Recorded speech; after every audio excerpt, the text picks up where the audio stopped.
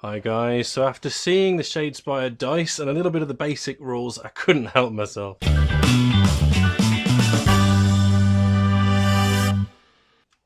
And this is what it led to. So this is, as you can see, the Shadespire Mathhammer page.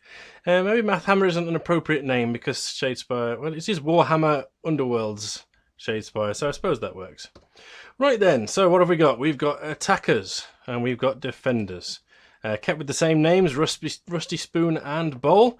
You've got the number of dice there that each person is throwing, and then you've got the successes followed by any supporting models, and that is all you need to calculate the successful attacks and the success rate for Shadespire. So let's have a see how it works. Right then, so on the success side, you've got different sides of the dice that you're looking for.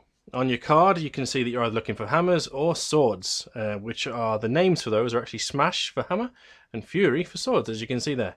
So let's assume that we're looking for hammers. We are rolling 2 dice when my keyboard works. There we go. And Bowl is rolling 1 defense dice, and let's say it's a Stormcast, so it's a block. There we go. Let's have a see what that comes out as. So, as we can see down here, we can see that there's 0.83 successful dice on the attacker's side and 0.17 successful dice on the defender's side. And what that leads to is a 33% success rate in total, or just over half a successful attack.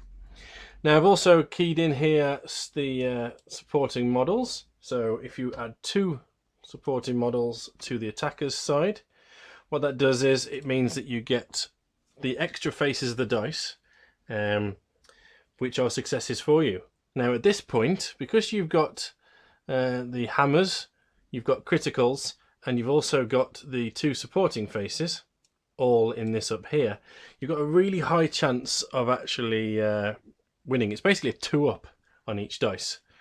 Unfortunately, that's brought down slightly by the fact that criticals work slightly different. So a critical cancels out a critical. I think there's a little bit more nuance to it than that. I might need to rework this sheet.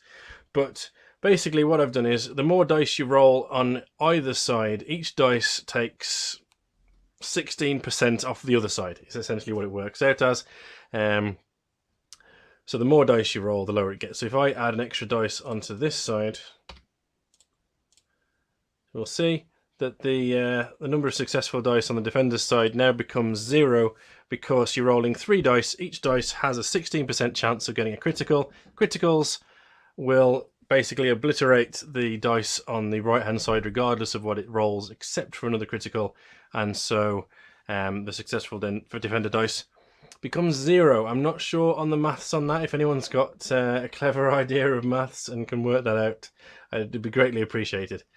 So that is basically the sheet. Sorry, I've just talked at you for a little while, but that's basically where I am with that. So I'm not sure how useful it's going to be. It was a little bit more of an exercise in learning the rules and getting my head around the different chances that the different things lead to.